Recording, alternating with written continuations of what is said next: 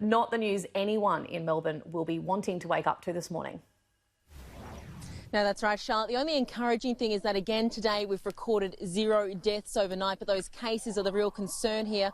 14 cases overnight. That's also meant that our rolling average here in Melbourne has also bumped up. It's now at 9.5, whilst mystery cases remain at 10 now. So it's a long way away from those targets, that threshold that we were told we'd need to move to the next step out of lockdown, that being less than 5 daily cases and less than 5 mystery cases. However, despite that, the Premier has hinted that there will be some restrictions that could ease. Just what they are is unknown. It's unlikely that 5-kilometre rule will be lifted. The stay-at-home order certainly won't be lifted at all, as for some other rules as well regarding businesses. But some epidemiologists say that Victoria could be in a place to move out of restrictions despite the fact that these thresholds won't be met.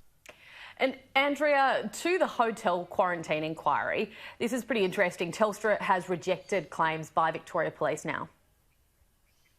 Yeah, yet another twist in this debacle, Charlotte. Now, this all relates down to the 6-minute mystery, that gap in evidence between when the former Police Commissioner, Graham Ashton, sent a message to the head of the Premier's department saying that he believed police would be used to guard returned travellers. Then just 6 minutes later, he then sent a message to his federal counterpart understanding that private security would be used. Now, what happened in between remains unclear.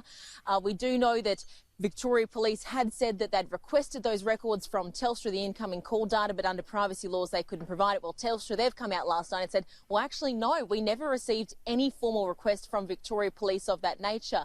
Now, this all particularly flared up yesterday when the Premier was asked by our Sky News host, Peter Credlin, whether he and his departmental staff, his office, could hand over their outgoing call data, because they can access that, just to clear the air. If you were to provide your outgoing calls, the clarification in relation to then the incoming calls to Mr Ashton's phone would be very clear. So again, if a request were made, then of course, on our form, and I'll confirm for you right now, of course we would provide and be cooperative in any way we possibly could. In any way we possibly could. Well, again, if who haven't provided them to date, if requests were made. Charlotte, the key words there are if asked. Now, given that the report is being written at the moment, it's due to be handed down on November 6th, it's highly unlikely one could speculate that the hotel quarantine inquiry will now be asking for those phone records. Some would argue that the Premier and his department should be handing them over to the public just to ensure that there is there's complete clarity on this matter.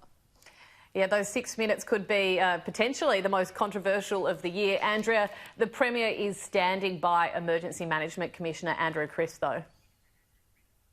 Yeah, and that's despite Andrew Crisp actually admitting to a sackable offence. Now, this week, the other big controversy was that Andrew Crisp wrote to a parliamentary committee backtracking on evidence he gave 6 weeks ago. So 6 weeks ago, Andrew Crisp was saying that he briefed his minister, Lisa Neville, multiple times in the lead up to the hotel quarantine scheme being launched. Well, this week now he says, no, that never happened. He never briefed her at all. But the big issue for him here is that actually under the Act, he is required to be briefing his minister in times of emergency. Now, despite this clear breach and it being a sackable offence, Daniel Andrews says he retains full confidence.